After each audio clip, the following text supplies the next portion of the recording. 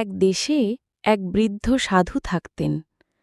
তিনি একটি ছোট কুটিরে একা বসবাস করতেন। দিনভর জপ তপ করে সময় কাটাতেন। তার একমাত্র সঙ্গী ছিল একটি রঙিন টিয়া পাখি। টিয়াটি খুবই বুদ্ধিমান ছিল। সে কথা বলতে পারত এবং প্রতিদিন সাধুর মুখে শুনে জপ করত, সত্য বলো, ভালো করো, কারো ক্ষতি করো না। একদিন এক চোর সেই এলাকায় এলো। সে ভাবল, সাধু তো একা থাকে, নিশ্চয়ই তার কাছে কিছু দামি জিনিস থাকবে। সে রাতে কুটিরে ঢোকার চেষ্টা করল।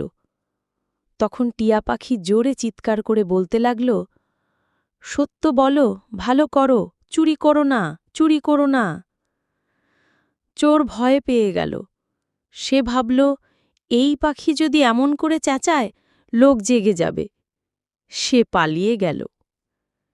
সাধু সকালে উঠে সব শুনে টিয়াকে আদর করে বললেন, তুই শুধু জপ করিস না, আমার রক্ষাও করিস। তুই তো সত্যিকারের সাথী। সৎ কথা ও সৎসঙ্গ জীবন রক্ষা